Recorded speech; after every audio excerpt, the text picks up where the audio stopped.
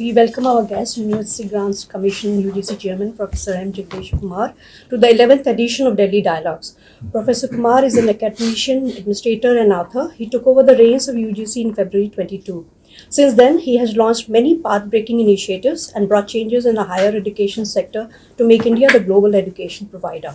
Under his tenure, there have been many firsts, from bringing regulations for setting up foreign university campuses in India to bringing a new PG curriculum and credit framework that gives flexibility for students to switch from one discipline to another for their master's degree, to introducing a new set of regulations for redressal of grievances of students, launching a WhatsApp channel for real-time info on higher education, and to being the first autonomous organization to have initiated planning for capacity building of the employees and much more. He has been the driving force behind the qualitative reforms in higher education. Born in Mamidala village in Nalgonda district, Telangana, he obtained his MS Electrical Engineering and PhD EE degrees from the Department of Electrical Engineering, IIT Madras. He pursued postdoctoral research at the Department of Electrical and Computer Engineering, University of Waterloo, Canada. He's a professor of electrical engineering at IIT-Delhi, but it was during his 6-year tenure as the 12th Vice-Chancellor of Jawaharlal Nehru University that he came to prominence. Widely regarded for his knowledge in electronic engineering and associated areas, he has previously worked as an assistant professor at IIT Kharagpur and an associate professor at IIT Delhi. He has to his credit many awards. Several patent applications have been filed based on his research. He has published 3 books and written in over 250 journals. He is the chairman of the governing body of the National Council of Science Museum, Ministry of Culture. He is also the president of the General Council, National Assessment and Accreditation Council. A karate expert, he firmly believes in fitness and loves to hit the gym. He is widely popular on social media and he talks with youths on various issues are a hit. Welcome, sir. Welcome to the Delhi Dialogues. For a wonderful introduction. So if you would like to say a few words as your opening remarks. This morning I was at Rajmas College. I had a meeting with almost 400 students there to discuss about NEP 2020.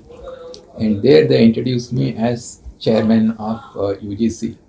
But in my mind, I was thinking, I'm a teacher at heart.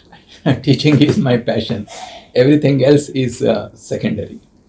So in the morning, when I met the students, when we talk about NEP 2020, what images come to our mind? Several things like multi-entry, multi-exit, academic bank of credits, 4-year undergraduate programs, CUET and all that.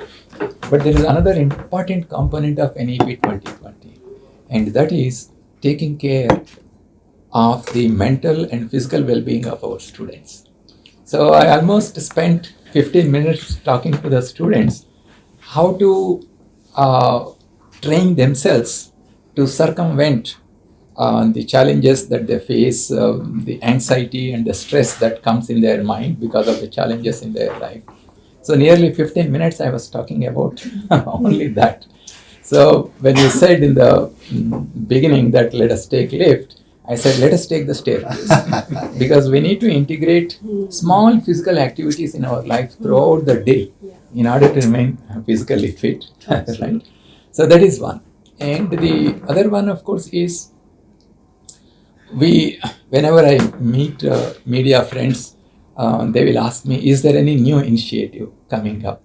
See, UGC has already announced close to about 40 initiatives based on NEP 2020 as a roadmap. UGC's primary objective is to make sure that people understand the importance of these reforms and handhold them and make sure that the implementation is done at a rapid pace. So our focus is not to make headlines or come up with new schemes. That is not our focus. Our focus is on implementation. And to achieve that goal, number one, there has to be a lot of awareness about it. We may be sitting here and talking about NEP 2020. But if you go down to a taluk level school or college, a small town, do they have a reasonable understanding of NEP 2020? So we need to achieve that diffusion of information across the board. So to do that, throughout the country now we are traveling. In fact, tomorrow I am going to Lucknow only to have a meeting with hundreds of vice chancellors to discuss about NEP 2020 and its implementation.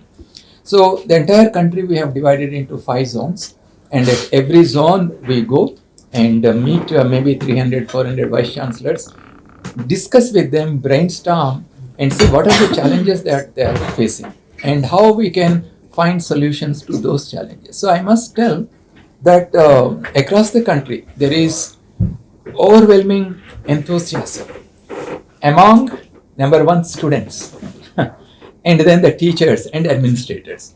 And in many places when I meet the students, sir, why this is not implemented? Why that is not implemented? We want this. So students are now pushing the reforms, and that's how it should happen. So that is the biggest change I have seen in the last 2 years. Now students are very vocal. Today in the college, after the main function, I had a meeting with the students and teachers, and the students are asking, we want multidisciplinary education. We want these particular courses which are skill-based courses. And the teachers are saying there is a huge registration for such courses. So things are changing, and the actual results of the implementation of NEP 2020, it will be seen down the line after few years. So with those comments, I will stop here. Yeah, so why don't we ask you that what will be the time frame of implementation, full implementation of NEP? What are the feedback that you are getting? There are pockets of resistance and some criticism about it. How are you integrating those into the format or the overhaul that you are trying to achieve through the new education policy? So if I had to give an analogy, let's say we want to train all of you to become marathon runners. Now, all of you are at different levels of your physical fitness, your willingness to get trained. So therefore, if I spend time in training you after, let's say, 6 months, all of you will be at different levels of your competency.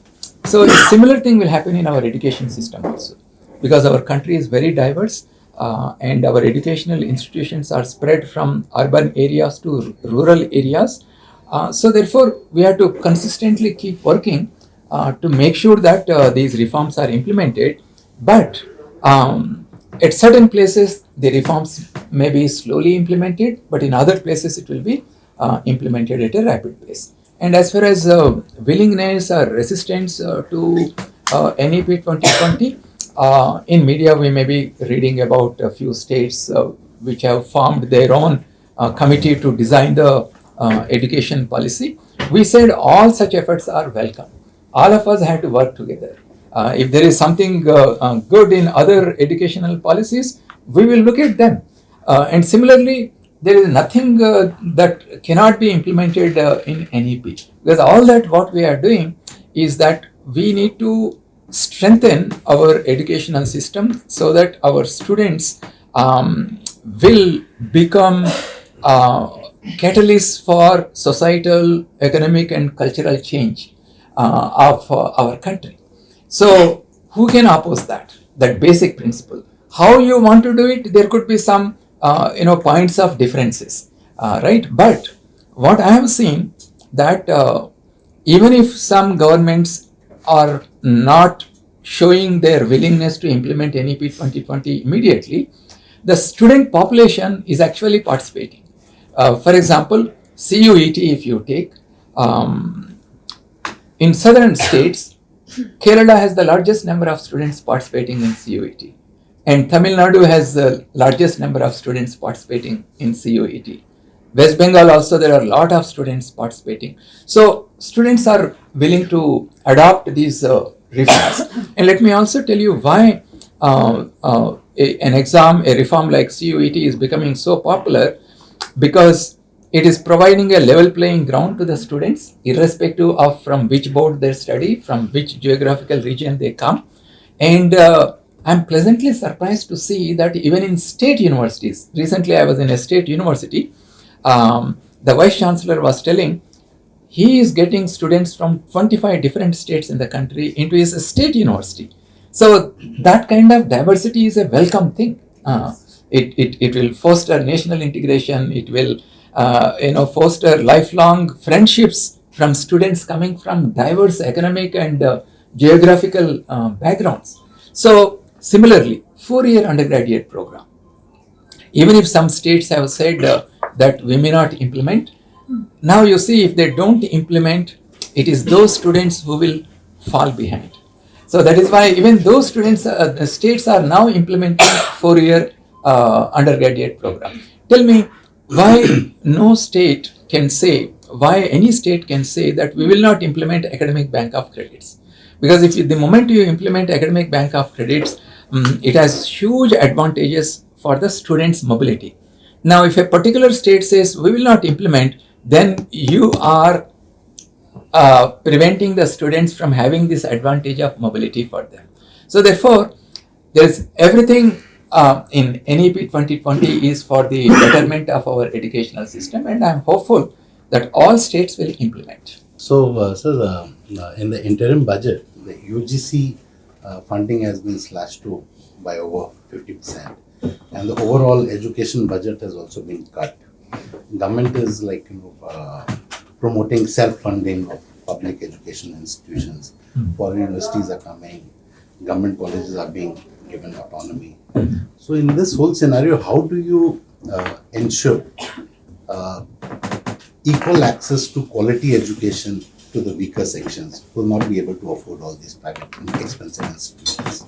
Right. So your observation is that for UGC the funding has been cut. Right? That is your observation.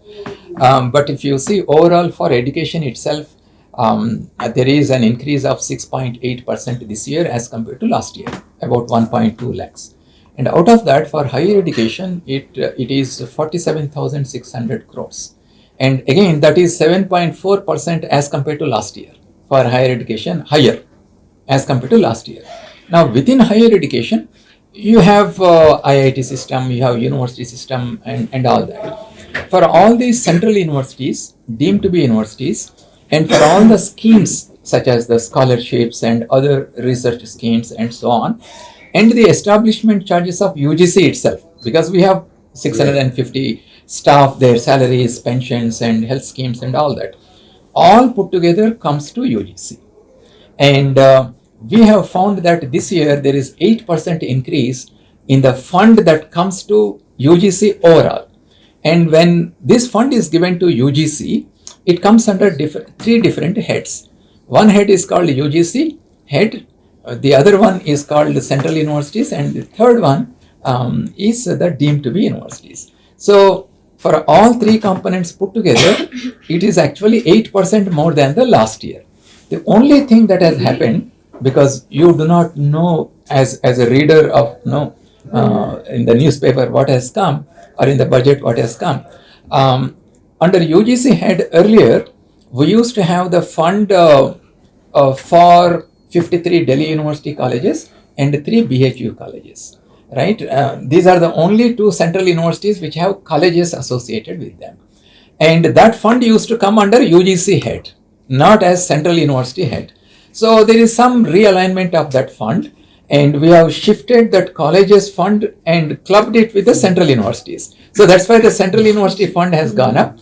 Deemed university also has gone up by, from 500 to 560 crores. For UGC, it may appear suddenly it has come down, but no, it has not really come down. The overall fund which UGC receives is actually increased by 8%. So there's been a misreporting in the newspapers about Not UGC funding. Misunderstanding. Yeah. Misunderstanding of the numbers. Clubbing of the CU and the Correct. UGC actually has received 8% more than last year. So about the access, equal access to public education, good educational education by the weaker sections, how do you ensure that? You see, education, as you know, is in the concurrent list. So therefore, you have 4 kinds of universities: deemed to be universities, central universities, they are with the Ministry of Education. And state universities are 2 types. One is state-funded state universities, and then the private universities. So we have close to about 450 state universities and about 45 central universities with us, and then about 9 central universities with other ministries. So we have about 54 central universities. And all IITs put together, central universities, central funded institutions, they have only 6% of the total 4.3 crore students who are in higher education.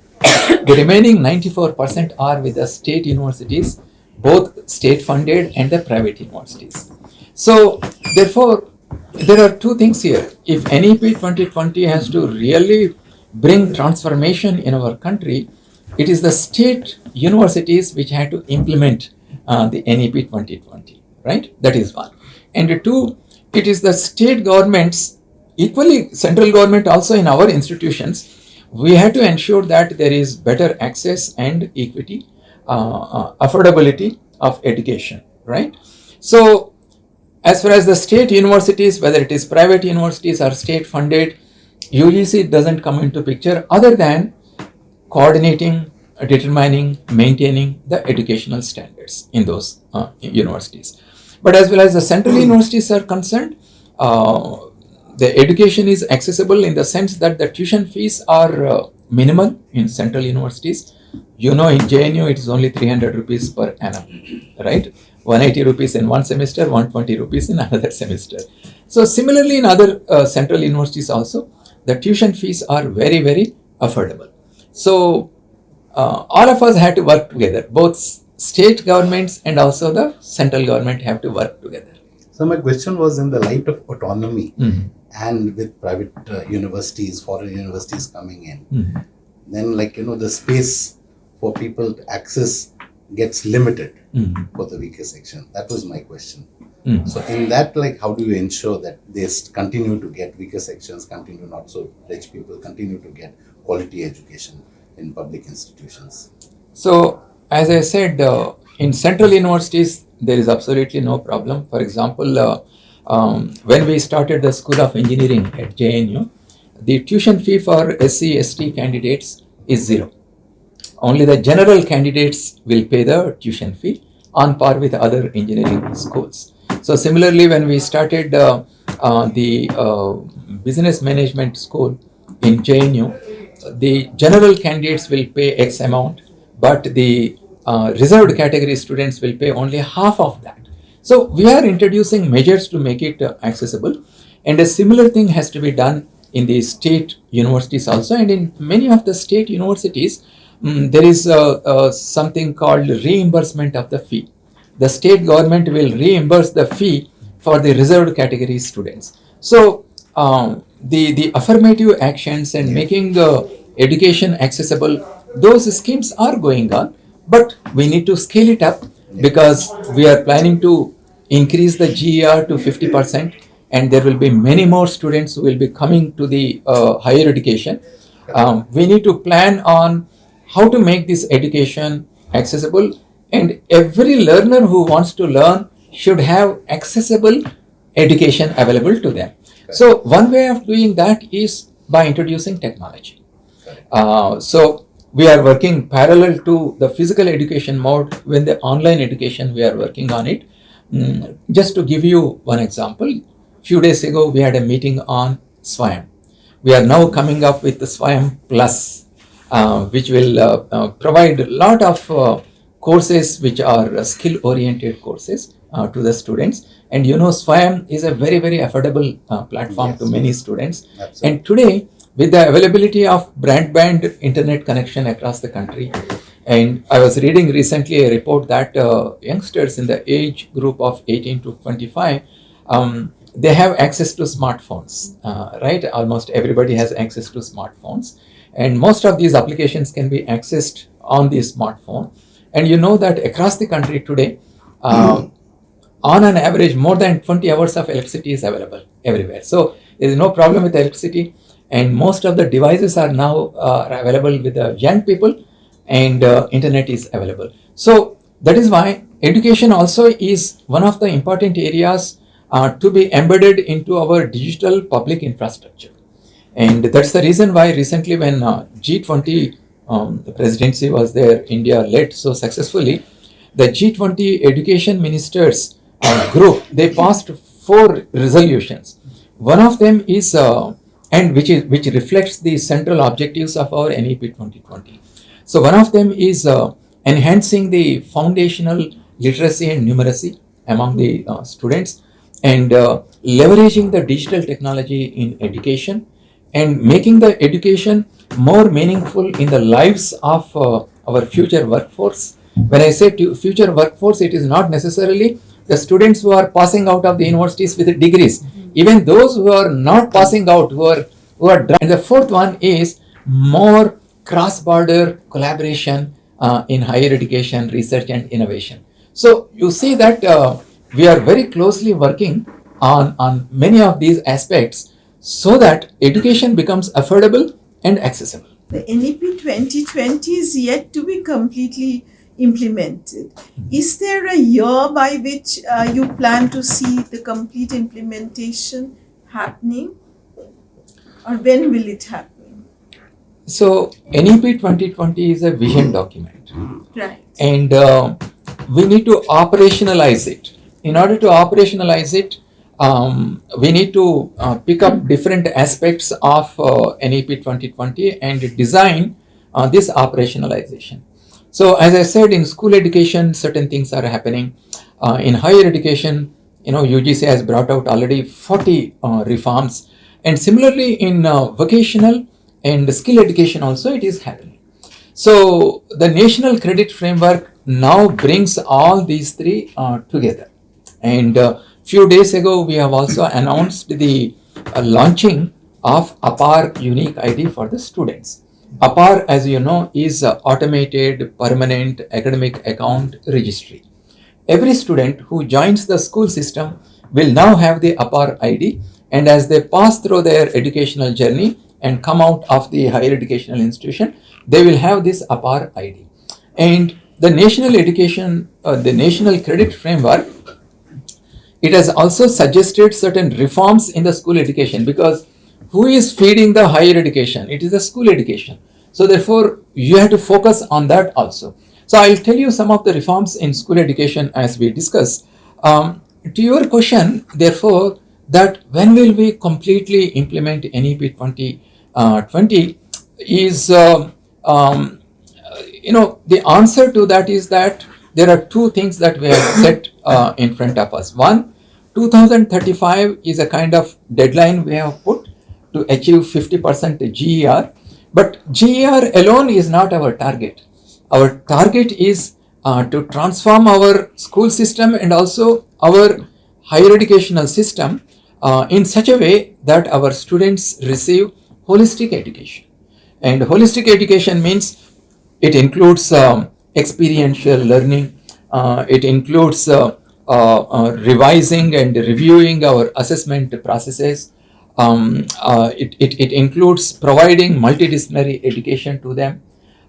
It includes making them employable by the time they come out of the university, and providing more freedom, flexibility and choices to our students. So it's a journey. I would describe, giving an analogy, implementation of NEP 2020 is not a sprint, it is a marathon. Sir, you have just mentioned this Appar ID. Sir, there was a government scheme which was launched by the Modi government last year or so. One nation, one identity card for students. Sir, when and by what next year or so will it be announced or will it be introduced for these higher education students? It is precisely that. This Appar ID is one nation, one ID for the students. And I was told by the officials that they have created 25 crore Appar IDs already. And in couple of years, we want to raise it double this number. So one student, one nation ID is already launched now. So by when it will be completed, the entire process of Appar IDs? It will take an year or so, so that everywhere it is implemented. But already, what is the idea behind Appar ID? I want to tell you. See, so far in higher education, we have the concept of credit. Credit is a fundamental unit to measure the learning outcomes and the time that the student spends to earn this credit, right? Nowhere in the world today there is no creditization of learning in the school system. For the first time now, we are introducing for the first time in the world creditization of learning in the school system. So in the national credit framework, we have designed the school education system from level 1 to level 4. And at every level, as the student moves from one level to the other level, the student earns 40 credits. So by the time the student completes the 12th standard, level 4, the student is expected to earn 160 credits. So level 1 is 5th class, and level 2 is 8th class, and 2.5 is 9, and so on until 12th he will go to 4th class. Now in order to creditize their learning, we are also changing the kind of education that is imparted to the students. So if you look at 9th and 10th and 11th and 12th, and that is where we are introducing major changes. For example, in order to impart the experiential learning, we are introducing vocational education. So in 9th and 10th class now, CBSE will introduce a scheme where all students will take 10 subjects in 9th and 10th. Out of those 10 subjects, 3 subjects will be languages, and a minimum of 2 should be Indian languages. And the remaining 7 subjects, they will take science, social sciences, mathematics and design thinking, arts education, physical education, vocational education, and then the interdisciplinary environmental education. So these 7 core subjects they will study in 9th and 10th. And when they come to, and then they will earn these credits, 40 credits, and against their Appar unique ID, these credits will be deposited in the DigiLocker, and the student can monitor their progress. And similarly in the 11th and 12th, the students are expected to study 6 subjects. And out of these 6 subjects, what we have done in CBSE has done, the entire subjects are divided into 4 baskets. So in group 1, you have languages, and in group 2, you have arts such as music, sculpture and dance and so on, arts education, physical education and vocational education. In 9th and 10th also, one subject is vocational education. So that makes up total 7. So in group 2, you have arts, physical, vocational education. And in group 3, you have social sciences such as economics, geography, commerce and so on. And then in group 4, you have science and design thinking and mathematics. So students have to do a minimum of 2 language. One of them should be an Indian language from group 1. And then the remaining 4 subjects they can do from group 2, group 3 and group 4. The choice is given to the students. They can pick up from any of these groups and then have a multidisciplinary education while being in the school itself. Currently what is happening, I am a commerce student and I am stuck to commerce, or I am a physics student, science student, I am stuck to science. We want to remove those disciplinary boundaries right at the school level itself. And then when they come to the undergraduate study, that is where level 4.5 will start in first year of the undergraduate program, and then they will move on until PhD, which is level 8. And here also we are bringing drastic changes. We have announced the undergraduate curriculum framework where we are saying that, and we are telling all the universities also, what if a child has decided to study commerce up to 12th standard and now changes mind and then says, I want to study physics, I want to study biology. Why should we stop that student from switching the disciplines? You conduct a test, and if the student demonstrates competency in this new subject, you admit them in this new subject. And similarly at the master's level, we are saying, let's say I have studied BA economics, now I want to do MA mathematics, permit the student. Let them break the disciplinary boundaries and then acquire multidisciplinary education. So lot of these changes are coming and many universities are already implementing. So I was a student of history in DU, and history is being reinterpreted. Right. So is there a way to at least maintain facts when you come to subjects like history? And the second question is, NET is mandatory for anybody who wants to teach. I've seen some very bright students who've done their MPhil and go into PhD, can't clear their net. So isn't that an impediment for some people who have the caliber to teach but can't? Let me answer the first question. Yeah. And then I would like to hear the second question again. As far as science is concerned, science is based on facts, measurements, and which are repeatable anywhere if you maintain the same conditions. History also is based on facts, but how you interpret these facts could be time and space dependent. Right? The way, for example, our history was written during last several years after independence, there is a general feeling that not all parts of India are represented in our history. So therefore we need to expand and provide a broader view of our history to our children. So I feel that as an academic, I feel that we should have an open mind. As far as just as in science we have an open mind, in history also we should have that open mind, and then broaden the way we present our history. And for too long what has happened is we projected our history from a Western perspective. I'll give you one simple example. When we say that democratic values are intrinsic to our Indian psyche, right? You can go back to hundreds of years back, and then you can find historical evidences where these democratic systems existed in our country, but nobody ever presented it because that part of the history came from the Western perspective. They said, no, we have given the democracy to you, but which is not true. We had those. So similarly, I think we need to, based on facts only, facts cannot be changed, but the way we can interpret from our Indian perspective, I think we need to do that. And NEP 2020 very clearly says that the education that we provide to our students should be based on our Indian ethos, and nobody should have any argument against it. And the second question? That was that, net clearance is mandatory for people who want to teach in universities. Now, I've also been an MPhil student. I've seen a lot of people who are bright, can't clear the net, have to give up on their teaching aspirations because this is an impediment. So just wanted to know if this will ever be altered, or people have to sit and do their PhDs before they apply in a college. Because that's the other way to. You see, generally educational institutions are not employment generation organizations. You have some fixed number of faculty, and we want to select those candidates in a competitive way who have these competencies to teach, who have the potential to do research, right? And UGC NET is one kind of filter which ensures that people with certain basic knowledge compete for these faculty positions.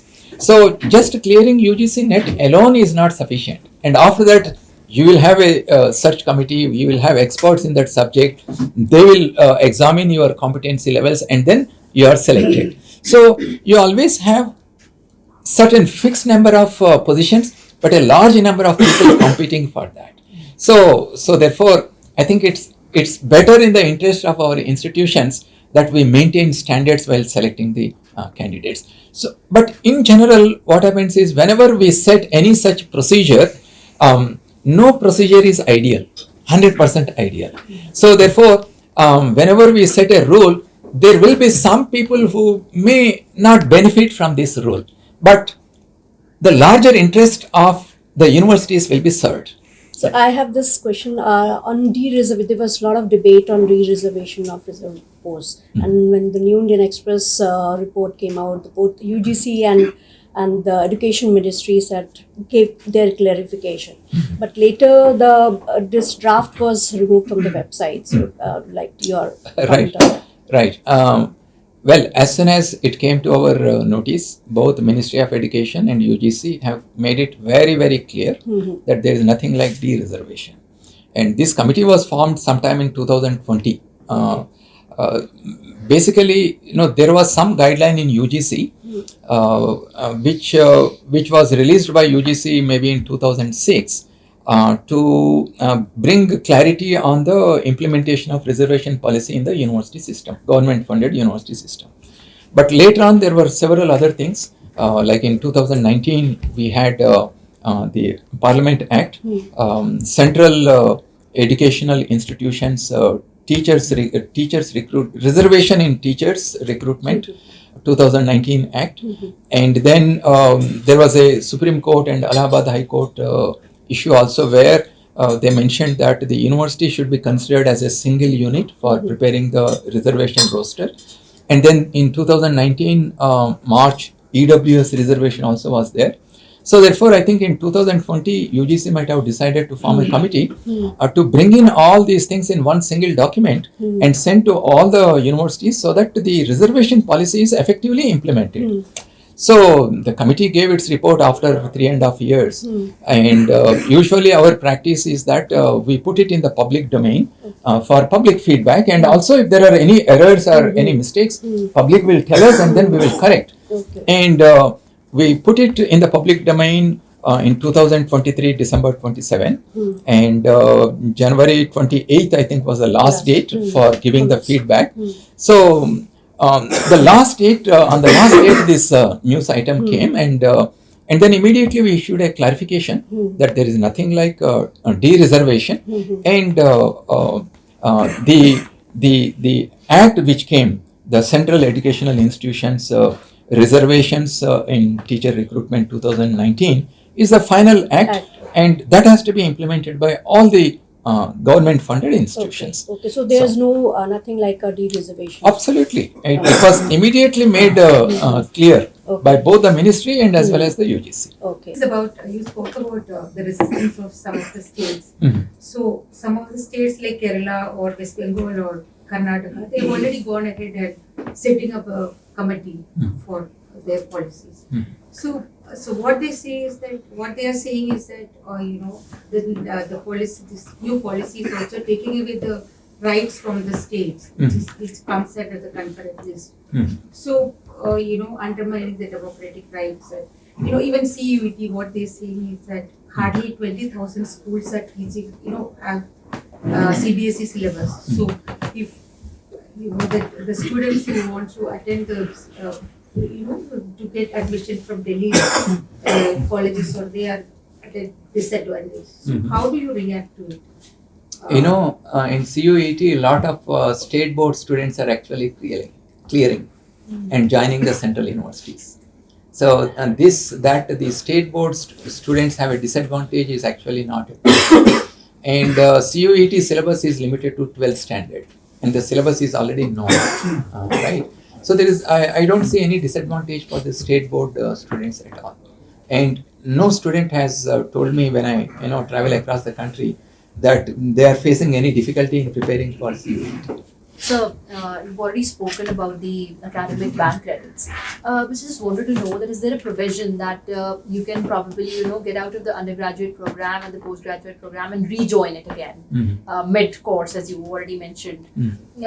So, for example, if I am doing undergraduate and I want to do some other course, you already mentioned that. So, is there a provision, is there a cut-off criteria for that also? That, for example, I'm maintaining my 70% and I can get admission into that course again. Right. So what UGC does is provide a general framework, but the actual admission process is dependent on the university. Because the university is an autonomous institution, they will have their own admission policies. So when I say the university will have its own admission policy, some universities may say our cutoff is 65%. Some universities may say 70%. We don't go into that micromanagement of the admission process as UGC. Right? And I'm sure you agree with that. Universities should have the autonomy. They should not be micromanaged by UGC. By UGC, right. Recently you would be aware of the JNU's new rules and impositions of fines worth 20,000 and in fact 30,000 rustications as well. So do you feel that is it viable, for example, a student of JNU, who comes from the different background and who's not very kind of worthy enough to pay 20,000? So is it fine to kind of impose such a restrictions on students of these kind of such a high amount probably, or is it just to scare them? Okay, the 20,000 will be a fine of you if you protest on the particular campus. Right. So usually the disciplinary proceedings and the consequent fines that are imposed on the students, they are decided by the statutory bodies, the academic council and the executive council. and you have a chief proctor's office, Right. and there are set guidelines, clear instructions to the students, what can be done, what cannot be done. Right. So if those violations are there, the chief proctor's office, they follow a procedure, and this procedure also is very clearly written in the chief proctor's manual. Yeah, yeah. And by following, by the way, are you from JNU? No, I So these, She covers JNU and know. so these procedures are strictly followed. Absolutely. Sir. The basic idea is that you need to follow the principles of natural justice. Of course. If anybody in the university system, it could be a faculty, staff, or a student, they should be heard. These are all written in the procedure. Yeah. They should be heard, and if there is evidence, it should be presented to them so that they can examine it. And in situations where cross-examination is required, even that is done. So these are all procedures that are there, and you will definitely agree with me that the larger purpose of any educational institution is to focus on intellectual activities, That's right. in knowledge creation, knowledge accumulation, and knowledge transfer. And students have a right to protest, to disagree with the decisions of the administration. And if you have visited JNU, I know Sabarmati ground Yeah. is the ground that we have officially allocated, that any number of you can congregate there and you can protest. Absolutely. So I completely support students protesting if they have any disagreement. But these disagreements have to be resolved by sitting over across a table. That's right. And if some students still feel that certain things are not resolved, they should make sure that whatever they do should not affect your fundamental right to have your education. Right? So as long as that is there, any protest is welcome. So non-NET fellowship amount for research scholars have remained unchanged for, I guess, 10, 11 years. So given it is for MPhil it is 5,000 and for PhD students it is 8,000. Right. So given the inflation rate, don't you think it should be increased? You know what? We give nearly, we have 9,400 UGC net slots. But because of the tie in the ranking, we give anywhere close to 12,000 to 13,000 scholarships. But you know, only 60 to 70% of them are availed. And many of them, they are not availed at all. So on one side, you say that, in non-net you are giving less. But on the other side, where we are giving now, 37,000 and things like that, they are going vacant. Compete and pick up those. You will get a huge scholarship. Sir, I have a question. Recently, UGC had issued a directive to all universities and colleges in the country to set up selfie point with the photograph. Sir, may I tell you something? We don't issue any directive. Yeah. Directive is out of our vocabulary. So you But it's issued the suggestion was guideline or good. suggestion? Suggestion, Yeah. guidelines we Yeah, send. yeah. So what objective in reality was behind that move? What inspired academic you to make- excellence it will provide. Yeah. Right. It will add to accumulation of intellect, as you pointed out. That's the job of the university. So you agree with me that education is not a unidimensional pathway. Education is a multifaceted journey. Yeah. So when I say that, while I am studying my physics, if I am a physics student, what if my students had to be told about their constitutional responsibilities? Right? If Election Commission asks us that you please send this advisory to all the educational institutions so that our students become aware of their constitutional responsibilities. Voting is one of the constitutional responsibilities. We want all our young people to participate in voting and decide what kind of government they want to have. So if Election Commission sends such an advisory, we send it to the universities, we pass it on. So similarly, recently ILBS conducted a survey, and they found that nearly 1/3 of youngsters, young school-going, college-going kids, they have fatty liver, and it's a major cause for concern. because it will lead to other kinds of illnesses. Now, if such an organization says, we have this program and we want to create awareness among the students on how to avoid fatty liver by following a healthy lifestyle, I will be the first person to go with them and then send the guidelines to students across the country. So this is what we are doing. So let's say our space program, ISRO comes up with a guideline and says that no, this is the thing that we are doing, and we want all our kids to watch that and participate in this national excitement. We do that. So similarly, many ministries also send to us requests, you please pass it on, and that's how we do it. So we don't tell forcibly anybody. This request came from where then? From different ministries it comes. Ministry of Education sends us, Ministry of Health sends us. So different kinds of ministries send such this came from the Election Commission, that's what you're saying, the selfie points? Not the selfie points. Okay. I am That's from saying Education Ministry. the constitutional responsibilities to educate them. Okay. If something comes from the Election Commission, then we are you- saying we will definitely send it. Okay. We feel it's our responsibility to educate our students. Okay. So as he's saying that, does it add up to the education? I said education is multifaceted. It is not a single dimensional, unidimensional pathway. So is there any such kind of guidelines are in pipeline also? Because elections are coming. Yeah, very child step. No, we don't have There will be model code of conduct very soon. right. Status हाँ, of तो developing remove करना regional पड़ेगा। textbook in universities. Oh, okay. He has asked a question which is very close to my heart. So, one of the challenges that we have is that when kids come from the rural background, I also came from a rural background. I studied in Telugu medium until 12th standard. And when I went to the city to join in a university, I suddenly found I'm, like a fish out of the water. Because all my friends who came from the city, they were speaking fluent English. And I didn't know how to speak even a single sentence.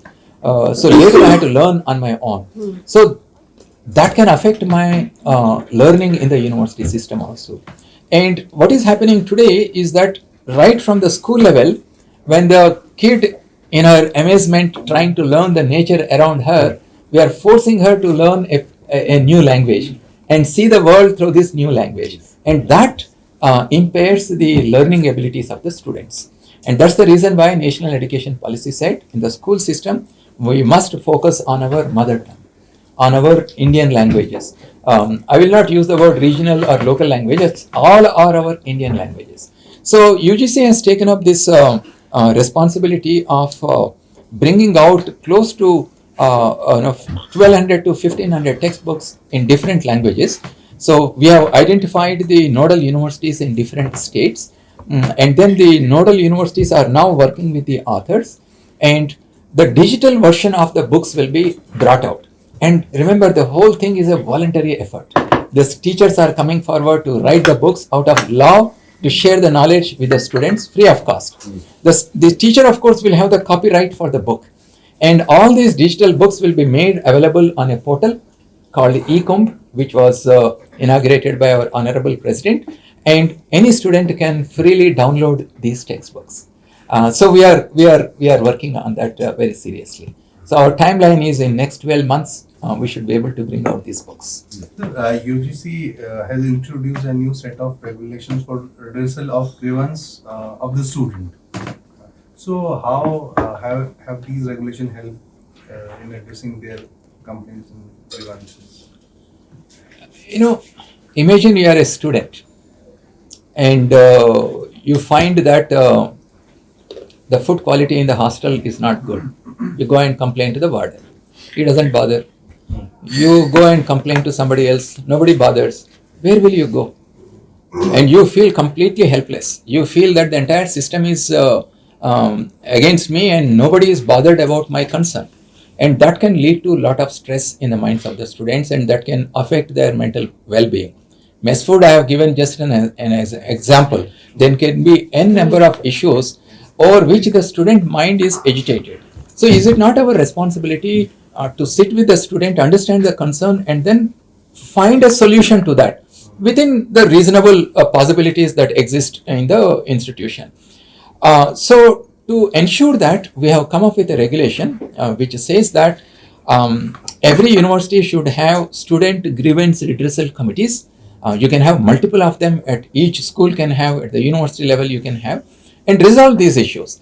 And even if these issues, if these committees do not resolve those issues, then the student can go to the ombudsperson and report. So initially, not many universities appointed the ombudsperson, and we kept writing to them, and we gave a deadline December 31st. And after that, a lot of people started appointing, and still we have nearly 400 universities which have not appointed, and mostly they are state universities and private universities. All deemed to be universities have appointed, central universities have appointed. So now we have written to the governors, chief ministers, and the chief secretaries of the states, please appoint ombudsperson. It's our collective responsibility to take care of the well-being of our students. The university has the dean student welfare. Each university is supposed to. So you are creating yet another post. This is outside from the university ombudsman. See, dean students, dean welfare, they do mostly the administrative work, such as the hostel allotment. There are also a lot of staff in the hostels, their management of those. This is mostly administrative work. So therefore, they may not have enough time to focus on the grievances of the students. So therefore, we have created a separate system within the universities. Mukesh. Sir, UGC has come up with this foreign university or foreign higher education institutions, and there is a policy, and they're being invited to open their campuses here. And one Australian university and one Malaysian college is coming up. Deakin and Wolfgang, they have already established their Yes. Yeah, they will be starting their campus. How many others? How many others are coming up? Yeah. You have received any more invitations? Any request received, or there a timeline? There is an equally important internationalization effort by India. Yeah. In We're fact, also going out. in fact, I would like to focus on that, because Indian education, in spite of the limitations that we have currently before the NEP 2020 implementation, it has produced outstanding people. People who are heading major technical corporations, management corporations, World Bank, financial corporations, they come from our Indian system in spite of the faults it had, right?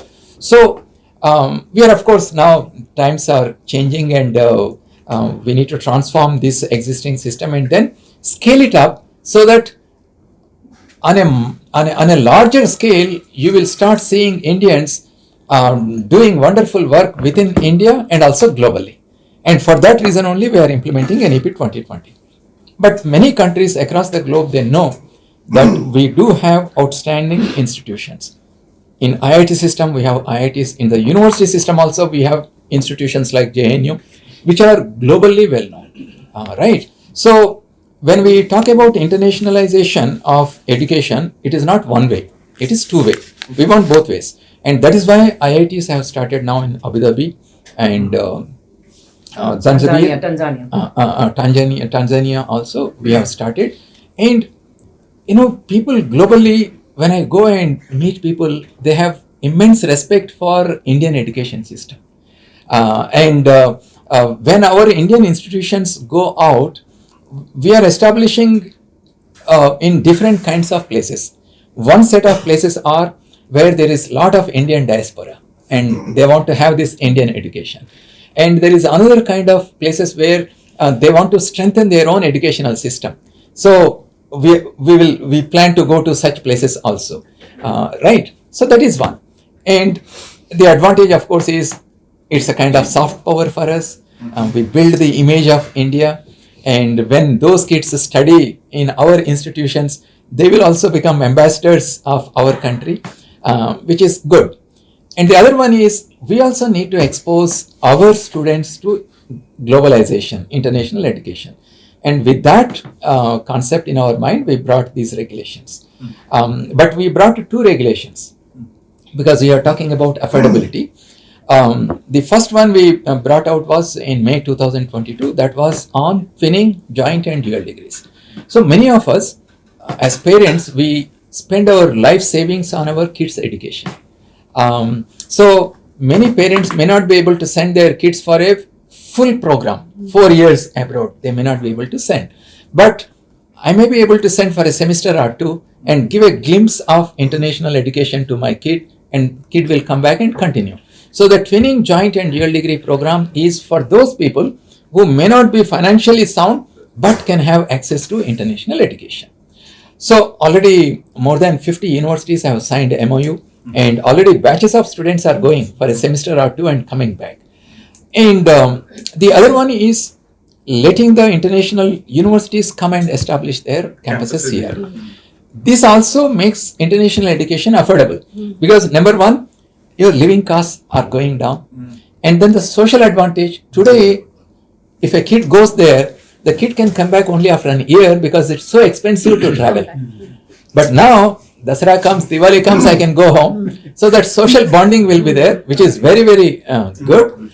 And three, when we have these campuses in our country, lot of Indians are in top faculty positions, academic positions in top universities. If such a university sets up a campus here, our own faculty can come here, stay for a semester or two. And obviously, when such a person comes here, he is also an alumni of one of the institutions here. He can build closer collaboration, research collaboration with those institutions, right? So it has a lot of advantages, and that's the reason why we have brought those regulations. And we do have a series of meetings with various foreign educational institutions, and from Australia, Europe, UK, US, Canada.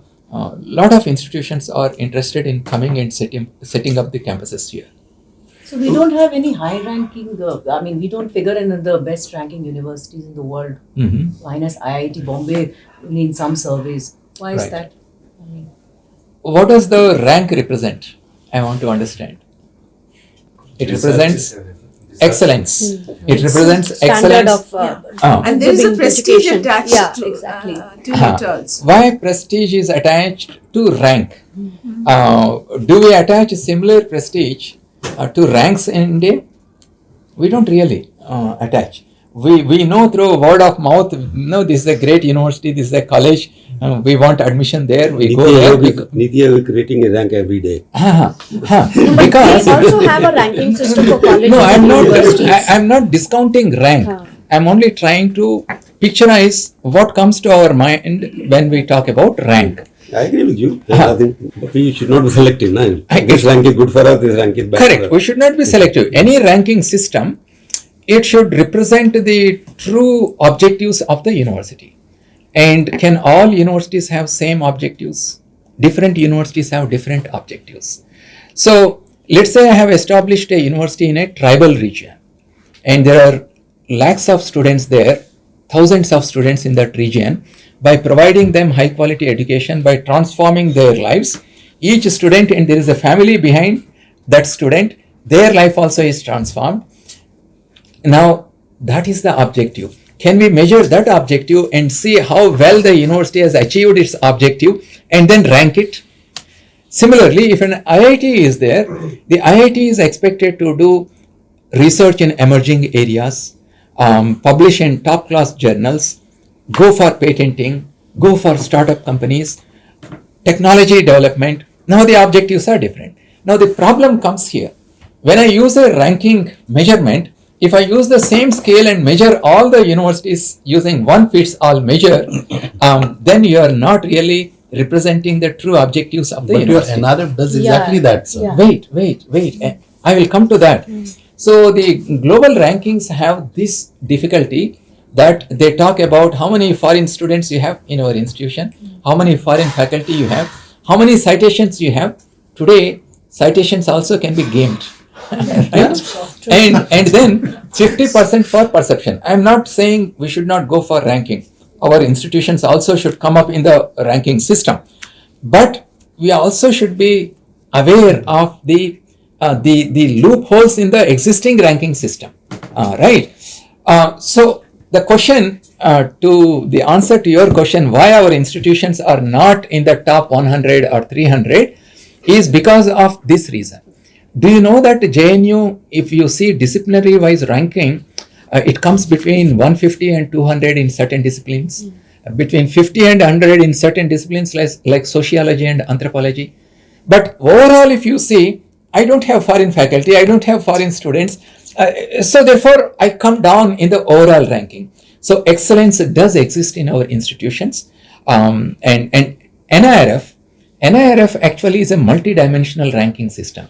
It looks at all the objectives for which the institutions are set up. So you have ranking for management institutions, you have ranking for engineering, you have ranking for medical, and then we are improving it. Over a period of time, we are evolving this ranking system so that we can take care of the objectives of different categories of educational institutions. So if I talk about the affirmative actions that we take in our educational institutions, there has to be a lot of weightage for that. But if you see the international ranking, there is nothing for the affirmative action. So that's why I'm saying, don't blindly go by saying that we are not able to find in the top 300, therefore we are not good institutions. We are outstanding institutions, we are doing excellent work, but rankings are a reality. World rankings are a reality. So we are also focusing on improving our rankings, and if you see the data compared to last year, this year there are larger number of institutions which have come in the top 500 ranking. So there is improvement, and the day is not far away when we will be within top 100. So this proposed Higher Education Commission of India will replace UGC when it comes to this. So what will UGC stop working? What will be the role of UGC, and who will give grants to universities? Planning. When is it going to It will be like Planning Commission, Niti Ayog. When is it going to happen? This I think it's a nice question. It is similar to saying tomorrow UGC will lock there, and then they will walk into New Indian Express and they will start. No, it's not going to happen like that. The functions of coordinating, determining, and maintaining standards, they will remain even when HECI comes. The major problem that we find in our country today is we have multiple regulators, and that is posing a big challenge to our stakeholders, educational institutions. So we want to minimize that. So the major thing that is going to happen is the major regulators such as the UGC, AICTE and NCTE, they will be merged under HECI, under one roof, and then the other regulators also will be members of this HECI, so that there is a cross-border discussion, and then all of us, we evolve our regulations and guidelines in unison, in synchronization, so that our stakeholders do not have to run from door to door. So HECI will act as a single window regulator, but in collaboration with the other regulators such as Nursing Council, such as other councils are there. We will work together with them. So in order to do that, and it cannot happen that let's say the new commission comes and suddenly it will change over. We need to do several things. If such an organization, unified organization comes, how can we integrate the existing functions? Part one. And then functional integration, and then administrative integration. And we are all human beings, right? When a sudden change comes, how do you psychologically prepare our people also? So on all these three fronts, we are working together, and whenever HECI comes, we should be able to seamlessly integrate functionally, administratively, and psychologically into the new system. CUAT PG exams are around the corner. They were from the time it was launched and the glitches happened, it has come a long way. So what are you ensuring that this time to make it completely glitch free? Right. Okay. We get a lot of reader questions, edX gets, which is because of which we needed to ask. So this. only one typographical error correction in what you said. It is CUAT UG, not CUAT PG. CUAT PG is going on smoothly. because the age profile of CUET PG PG also is what is they wanted to know. Yeah. CUET UG. No, in a lighter vein I'm saying. Yeah. So it is CUET UG only. So the first year was our learning experience. Second year we improved tremendously. But two things happened. One is the Manipur incident, and a lot of students were displaced from there. Nearly 6,000 students they came out of the state. And then in Jharkhand and Kashmir, suddenly the numbers were 7 times more than the last year, which is very good. And in Kashmir, 7 times more students have applied for CUET and they will go to central universities. So that created a little bit of logistic problems in arranging the computer centers.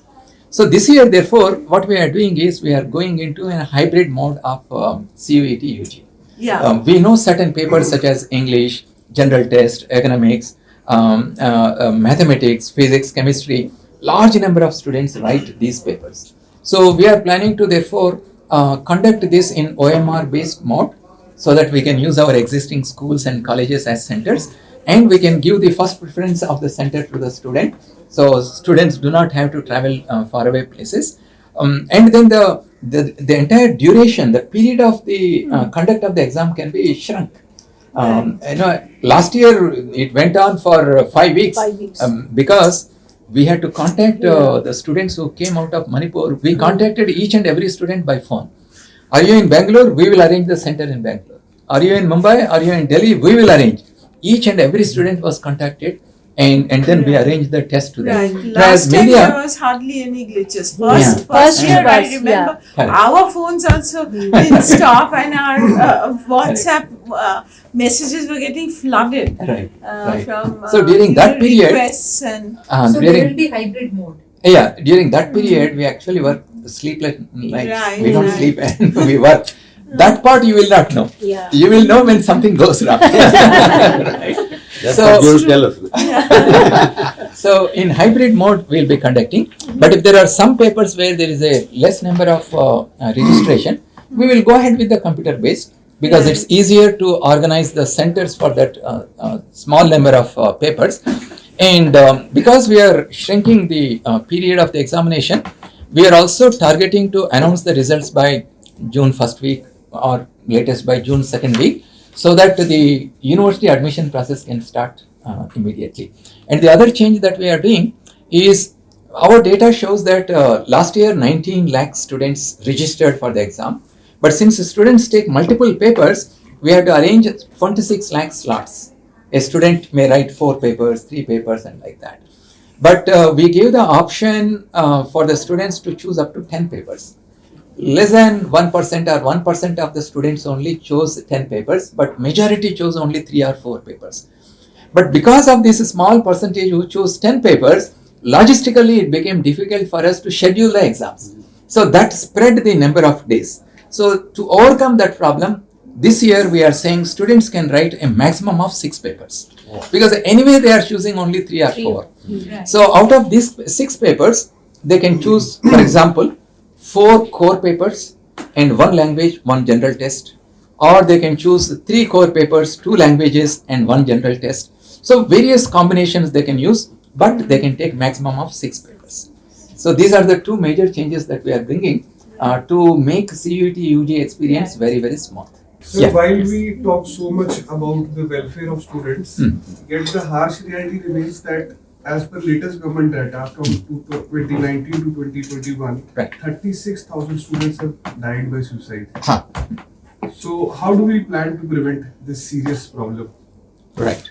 He's a crime reporter. Correct. So he has these figures. No. It's a serious cause of concern for all of us, not just only for educational institutions, for parents, for all of us as a society. We need to look at it. But I'm sure you will agree with me that it is a multidimensional problem. One of the reasons why students self-harm themselves is because of the stress that comes in their mind. So if it is an entrance test they are writing, the anxiety that builds up in their mind because they may fail, they may not get the required score, they may not get the admission in a college that they wish to study. So all these things will create anxiety in the minds of the students. So the family role and the teacher's role also is there whenever such things happen. We need to tell our students that even if you fail once, what is the big deal? All of us fail. You have another chance. There is a tomorrow. No, that kind of ecosystem has to be created. Unfortunately, what happens is in our society, we abhor failure. If somebody fails, if we say he's a failure, he's a school dropout, he's a college dropout, we want to change that, and that's the reason why we are introducing multi-entry, multi-exit. What if there is a temporary setback in my life, I drop out at the end of second year, why should I be dubbed as a dropout, as a failure? I will come back and continue and study. So these kind of things have to be done. And in fact, this morning I was telling the students how to cope with the stressful situations that come in our life. So I don't want to go into those things, but our teachers and our parents need to be educated on what can be done. There are mechanisms to cope with stress, anxiety. It is like there are mechanisms for all of us to keep fit. But how many of us, when we come to office, use lift or staircase? No rule or regulation will help you there. It is the change within ourselves which has to bring that transformation, right? You should like to see traffic jam on the staircase, but you see the traffic jam near the lift. So similarly, there are methods. We need to educate our students and bring them out of that. And there are other aspects, like we are all now affected by technology also. We are becoming too much self-centered. I know when I was a student in IIT Madras in a hostel, there used to be so much of noise, people talking to each other, walking across the rooms, sleep very late in the night. And today you walk into any of the hostels in our educational institutions, there will be pin drop silence, because everybody is busy with their own phone. There is hardly any communication with anybody. I communicate with 1,000, but I don't communicate with you. So this human touch is missing. We need to bring this human touch back into our lives. So, my dear friend, I can speak for next 1 hour on that, but I think there is a lot that needs to be done to expose our students.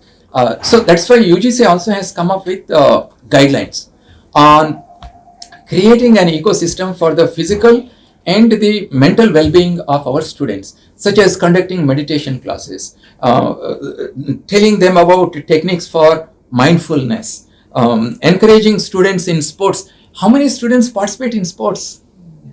Very, very small percentage of the students.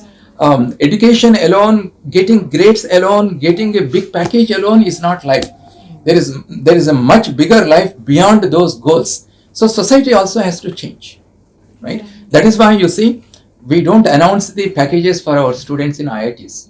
We de-emphasize that. It's media which picks up and says, no, IIT Bombay got 1 crore package. We officially never announce, because if you see, it's only a small percentage of students who get these big packages. Exactly. Large number of students, they get salaries like any one of us. So why emphasize so much on that and create this imaginary world in their mind that all of us will get 1 crore, 2 crores, right? True. So there is a lot that all of us need to do. Jason?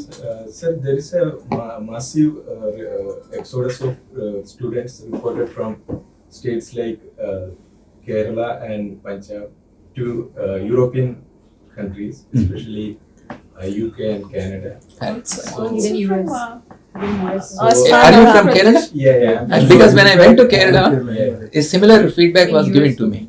Yeah. And in fact, there are universities reported that there are very less students in graduation these years. So there's a footfall of students. Right. So how do you see this scenario? So the answer to this is in two parts. One, of course, we need to strengthen our educational institutions, and that is why we are implementing NEP 2020. So in all the state universities, therefore colleges, NEP 2020 has to be implemented, and that's the only way we can provide good education to our students. We can bring back our students to our educational institutions. And two, you see, we are the largest democracy in the world.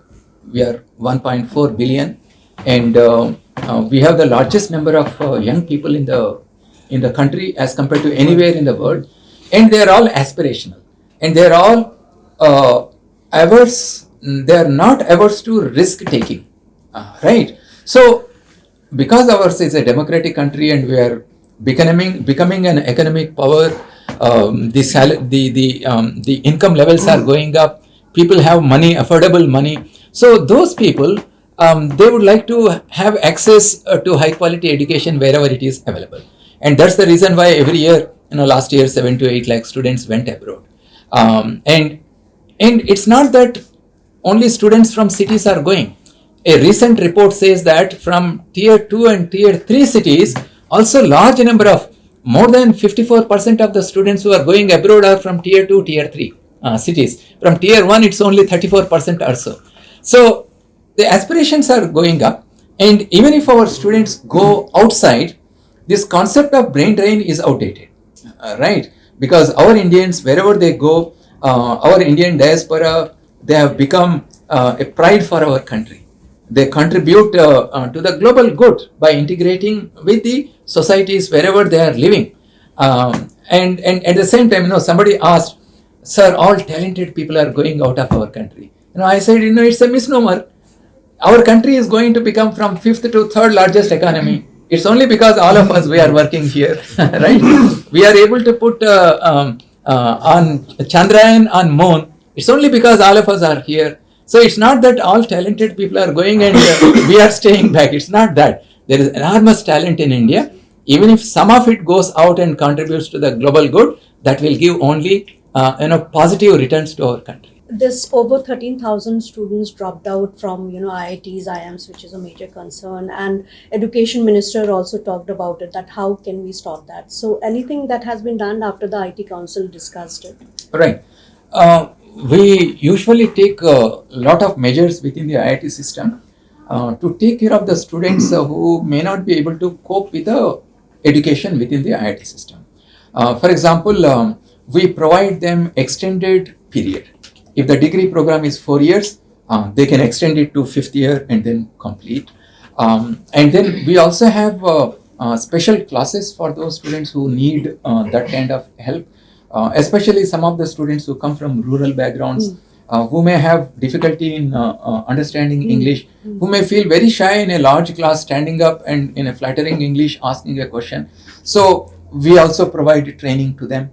And also nowadays, even in IIT system, if a student in my class who knows Telugu and stands up asks me a question in Telugu because Telugu is my mother tongue, we don't feel embarrassed. The situation is changing. We take pride in our languages. So there are measures that are taken to make sure that the students who are not able to cope are able to complete their programs. So in spite of our best efforts, if some numbers are dropping out, we need to further scale up our efforts, and I'm sure IITs will do that. And what about SC, ST, OBC students? Because the dropout rate among them with the reserved category is more as compared to the general category. Is anything especially done for them? I mean, you see, when students drop out, that is our major concern, right?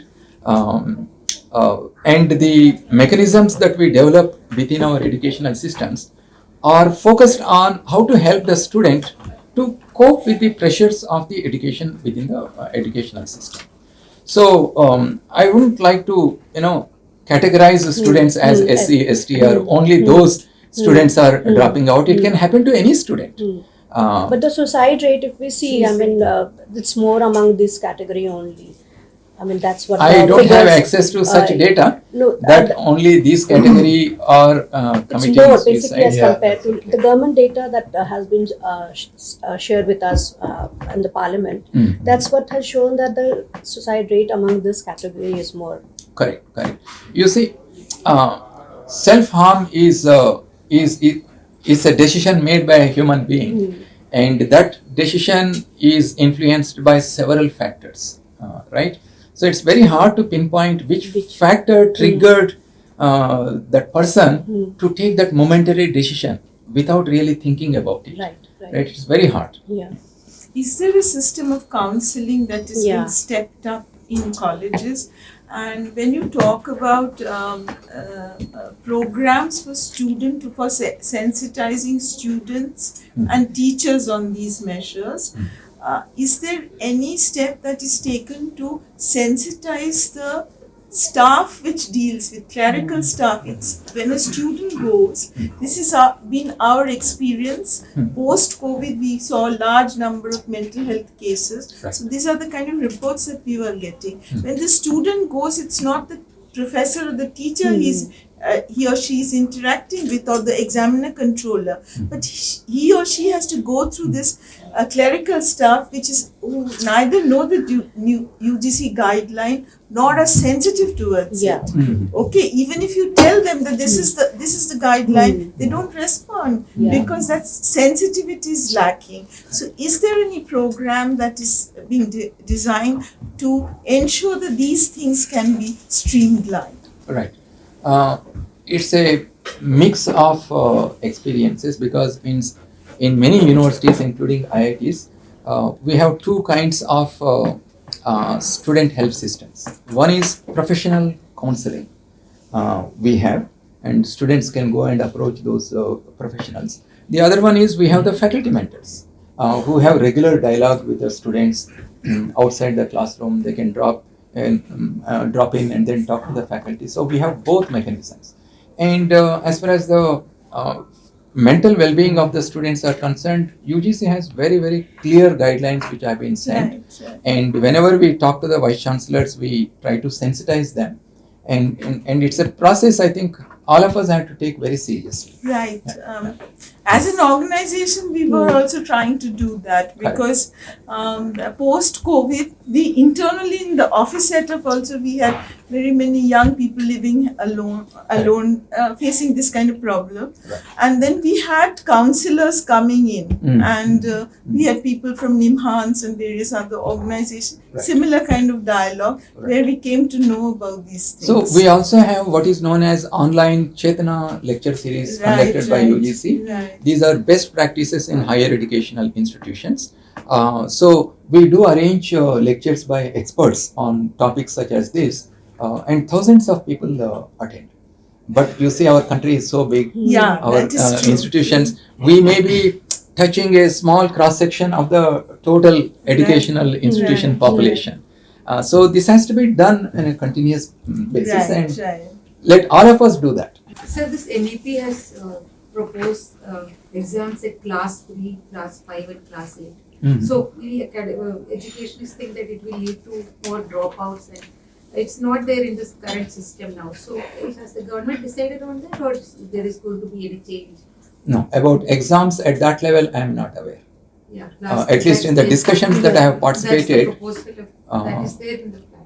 I will check. I would not like to comment on that. Sir, there were lots of credit programs you had started, and which were to do with technical specialities, and specifically to the military personnel.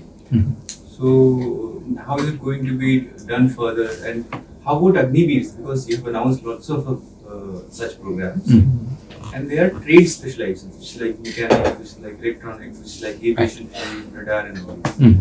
So are these being factored, and you'll be starting more programs for them? No, one thing we are doing at a national level is to provide flexibility to the students to take skill-based courses in emerging areas. It could be finance management, it could be finance analytics, data analytics, and so many other technical areas. So we are working with NCVET, National Council for Vocational Education and Training. We want to identify big organizations.